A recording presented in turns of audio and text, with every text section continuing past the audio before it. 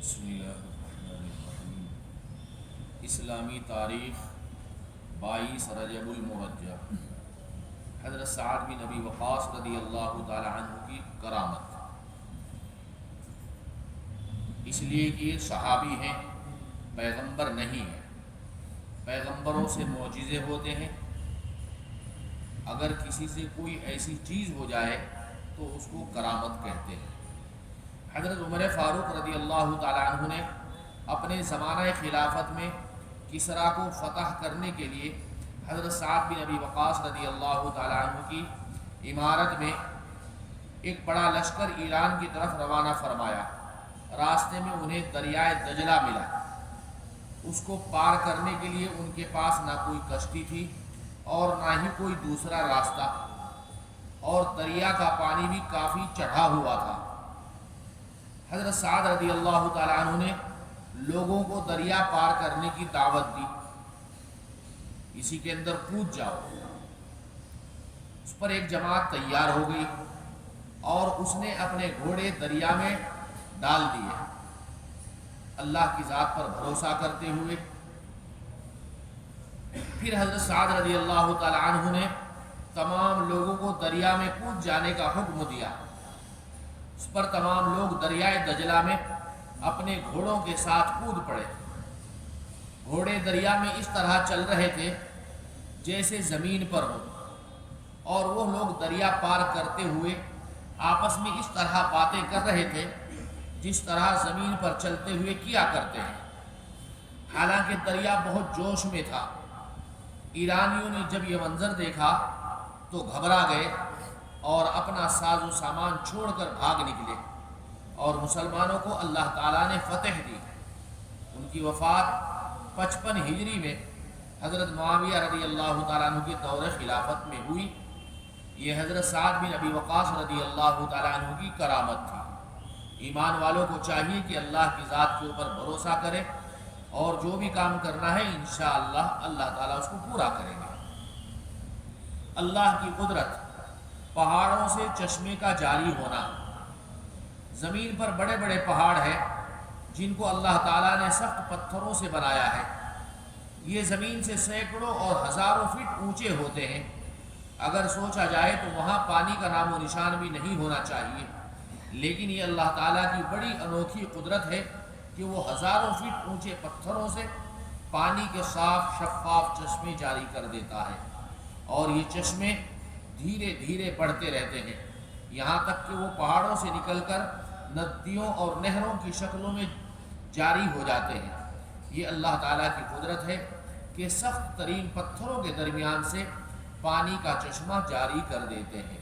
ان میں سے کاویری کا پانی بھی وہی ہے جو پہاڑوں سے نکل کر ایک ندی کی شکل میں بہہ رہا ہے۔ ایک فرض کے بارے میں، نماز عصر کی اہمیت۔ رسول اللہ صلی اللہ علیہ وسلم نے فرمایا، جو شخص عصر کی نماز چھوڑ دے تو اس کا عمل ضائع ہو گیا، یعنی اس کا بہت بڑا خسارہ اور نقصان ہو گیا۔ دن اور رات میں تمام مسلمانوں پر 5 نمازوں کو ادا کرنا فرض ہے، لیکن خاص طور سے عصر کی نماز چھوڑنے والوں کے حق میں رسول اللہ صلی اللہ علیہ وسلم کا وعید بیان فرمانا اس کی اہمیت کو مزید بڑھا دیتا ہے۔ چنانچہ ہمارے لیے ضروری ہے کہ ہم عصر کی نماز وقت پر ادا کریں اور قضا نہ کریں۔ صرف عصر ہی نہیں بلکہ ساری نمازوں کی یہ ذمہ داری ہے۔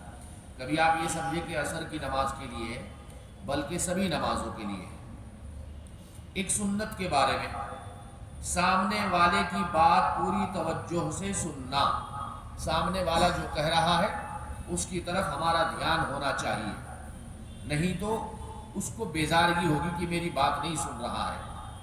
جب رسول اللہ صلی اللہ علیہ وسلم سے کوئی ملاقات کرتا اور گفتگو کرتا تو آپ صلی اللہ علیہ وسلم اس کی طرف سے توجہ نہ ہٹا دیں، دھیان سے بات سنتے اور اپنی نظر بھی اس کی طرف رکھتے سامنے والے کی، یہاں تک کہ وہ آپ صلی اللہ علیہ وسلم سے رخ نہ ہٹا لیتا۔ آقائے دو عالم صلی اللہ علیہ وسلم کا معمول ایسا تھا۔ ایک اہم عمل کی فضیلت، مصافحہ کی فضیلت، ہاتھ ملانا۔ آج تو دلوں میں ایسی نفرت ہے، ہاتھ تو ملانا دور کی بات ہے، سلام کرنا بھی پسند نہیں کرتے۔ بھائی بھائی کا یہ حال ہے۔ رسول اللہ صلی اللہ علیہ وسلم نے فرمایا جب دو مسلمان ملتے ہیں اور ایک دوسرے سے مصافحہ کرتے ہیں یعنی ہاتھ ملاتے ہیں تو ان کے جدا ہونے سے پہلے پہلے اللہ تعالیٰ دونوں کی مغفرت کر دیتے ہیں۔ اللہ اکبر۔ اللہ کی شان دیگی، ہاتھ ملانے سے، مصافحہ کرنے سے، سلام کرنے سے اللہ کی طرف سے مغفرت ہو جاتی ہے۔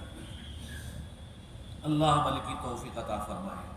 ایک گناہ کے بارے میں صحابہ کی سیرت کو داغدار بنانا، رسول اللہ صلی اللہ علیہ وسلم نے فرمایا میرے صحابہ کے بارے میں اللہ سے ڈرتے رہنا، میرے بعد ان کو نشانہ مت بنانا، ان کے اوپر لعن طعن مت کرنا، جو ان سے محبت کرے گا وہ مجھ سے محبت کی بنا پر ان سے محبت کرے گا، اور جو ان سے بغض رکھے گا وہ مجھ سے بغض کی بنا پر ان سے بغض رکھے گا، اور جس نے ان کو تکلیف دی صحابہ کو اس نے مجھ کو تکلیف دی۔ اللہ کے نبی فرماتے کہ اس نے مجھ کو تکلیف دی، اور جس نے مجھ کو تکلیف دی گویا اس نے اللہ کو تکلیف پہنچائی، اور جس نے اللہ کو تکلیف پہنچائی قریب ہے کہ اللہ تعالیٰ اس کو عذاب میں پکڑ لے۔ دنیا کے بارے میں بے جا زینت سے بچنا، آرائش، سجاوٹ، اپنے آپ کو بڑا دکھانا۔ رسول اللہ صلی اللہ علیہ وسلم نے فرمایا آدمی کے لیے مناسب نہیں کہ وہ نقش و نگار والے گھر میں داخل ہو جہاں پوری سجاوٹیں ہوں۔ آخرت کے بارے میں قیامت کے روز سب کو زندہ کیا جائے گا۔ قرآن میں اللہ تعالیٰ فرماتے ہیں دوبارہ شور پھونکا جائے گا تو سب کے سب قبروں سے نکل کر اپنے رب کی طرف دوڑ پڑیں گے۔ وہ کہیں گے ہائے ہماری بربادی، ہم کو ہماری خوابگاہوں سے کس نے اٹھا دیا؟ جواب ملے گا یہ وہی ہے جس کا رحمان نے وعدہ کیا تھا اور رسولوں نے سچ کہا تھا، بس وہ ایک زور کی آواز ہوگی جس سے سب جمع ہو کر ہمارے پاس حاضر کر دیے جائیں گے، یعنی اللہ کے سامنے۔ طب نبوی سے علاج، مہندی سے علاج۔ رسول اللہ صلی اللہ علیہ وسلم نے فرمایا مہندی کا خضاب لگاؤ کیونکہ یہ تمہاری جوانی، حسن و جمال اور مردانہ قوت کو بڑھاتا ہے۔ اللہ عمل کی توفیق عطا فرمائے۔